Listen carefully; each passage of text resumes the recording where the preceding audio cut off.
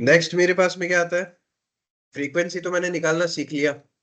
अब मुझे क्या देखना है, एक्चुअल फ्रीक्वेंसी क्या होती है और टोटल फ्रीक्वेंसी क्या होती है, दोनों में डिफरेंस क्या होता है। ठीक है, सबसे पहले डेफिनेशन पढ़ लो, फिर एग्जांपल के थ्रू समझ लेंगे इसको।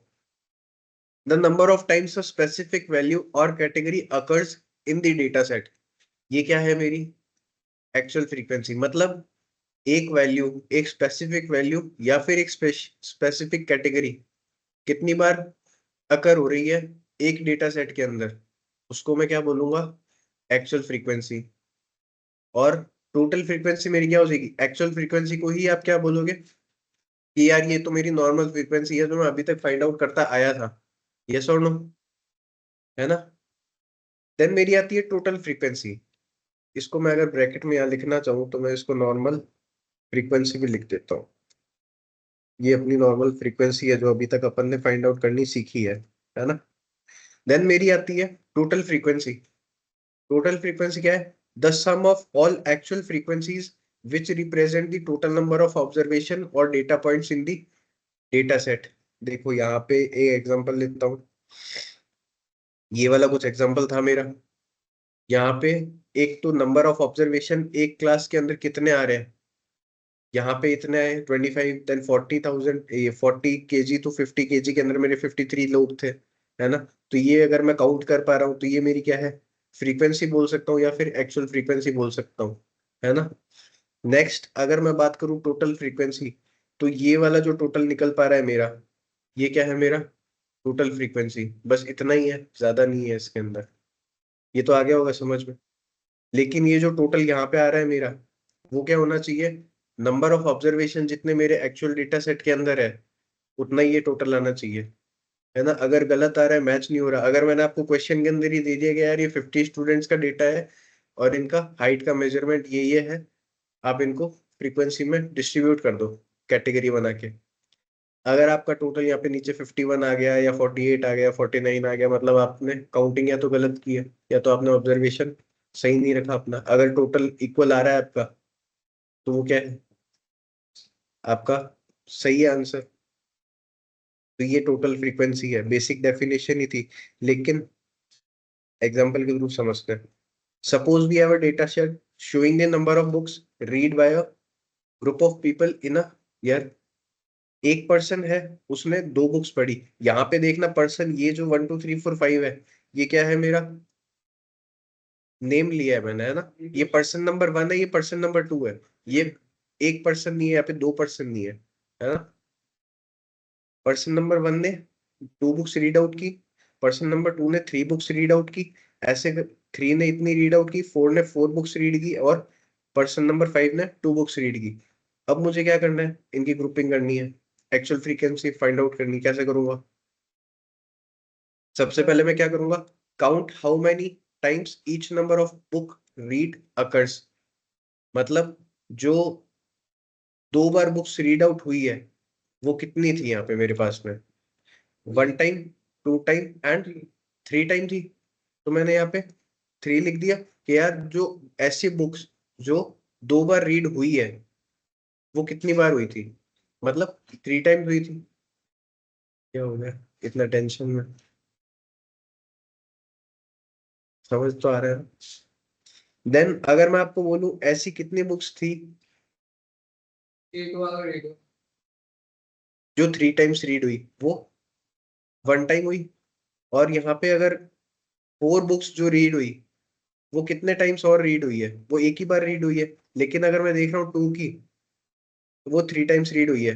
2 बुक्स कितनी बार रीड हुई है, लेकिन जरूरी नहीं है कि सेम बुक्स ही हो, है ना। यहाँ पे 1 2 3 4 5 की जगह ABCD लिख सकते हैं। हाँ यहाँ पे, हाँ हाँ कर सकते हो, कोई इशू नहीं है उसके अंदर।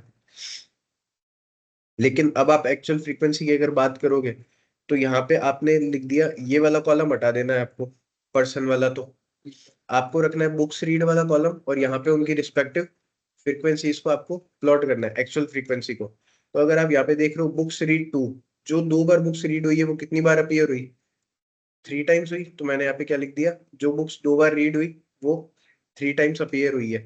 यहाँ पे 3 टाइम्स अपीयर हो रही है, 1 time, 2 time and 3 time. Similarly 3 कितनी बार अपीयर हो रही है? 1 टाइम। एंड 4 कितनी बार अपीयर हो रही है? 1 टाइम। तो यहाँ पे क्या हो गया मेरा, ये इसको मैंने 3 टाइम्स कर दिया, इसको 1 टाइम कर दिया, देन अगेन 1 टाइम। तो एक्चुअल फ्रीक्वेंसी मेरी कितनी आ गई? 311। क्या आ गई एक्चुअल फ्रीक्वेंसी? तो आएगी 5 कैसे आएगी? तो 311 ये एक्चुअल फ्रीक्वेंसी है। अगर मैं आपको बोल रहा हूँ टोटल फ्रीक्वेंसी बताओ, 5। तो वो होगी 5, है ना? डिफरेंस ध्यान में रखना, कंफ्यूज मत होना। अगर मैं अब ये आ गई, सकते हैं ना फिर नाम भी लिख सकते हो, अपना अपना नाम लिख लो। कैसे ऊपर वाले में बोलेंगे। किसमें? आगे अब इसके ब्लॉक में नाम लिख के हट गया, अलग हो गया ना नाम से ही। हाँ, नाम नहीं लिख सकते ना इसके ब्लॉक में, जैसे पहले जैसे सेम चल रहा है, अलग कर दिया ना नाम। सबसे अलग है ना 1 2 3 4 5 तो वो हटा दिया ना ब्लॉक एक, हाँ, वो भी लिख सकते हैं ना इसमें।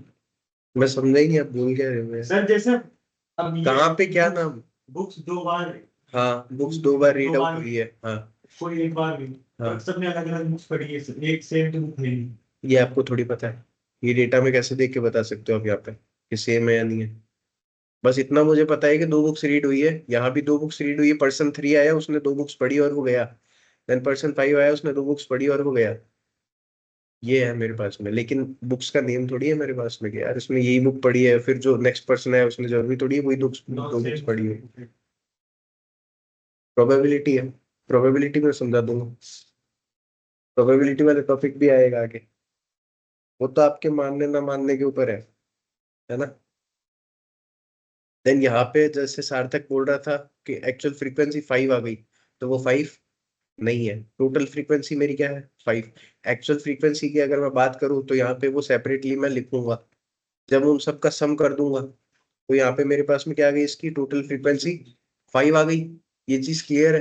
टोटल फ्रीक्वेंसी और एक्चुअल फ्रीक्वेंसी में कोई डाउट किसी को? एक डेटा सेट है जिसके अंदर एक टेबल बन रखी है, या फिर हो सकता है डेटा सेट है, आपको टेबल बनानी है। दूसरी चीज, अगर मैं आपको बोल दूं फ्रीक्वेंसी का परसेंटेज फाइंड आउट करना है ना? फ्रीक्वेंसी का परसेंटेज फाइंड आउट करना है, तो उसका एक फॉर्मूला है। यहाँ पे तो ये डेफिनेशन है, ये रीड आउट कर लेना। इस एग्जांपल के रिलेटेड डेफिनेशन लिखी थी मैंने, ठीक है? फ्रीक्वेंसी परसेंटेज फाइंड आउट करने का ये वाला फॉर्मूला है, ये याद रखना। इसको भी इंपॉर्टेंट मार्क कर लो, स्टार मार्क करके रख लो अपने पास में। मतलब actual frequency upon total frequency multiplied by 100। अगर मल्टीप्लाई बाय 100 नहीं कर रहे तो सीधा परसेंटेज लगा देना, परसेंटेज में कन्वर्ट कर देना इसको।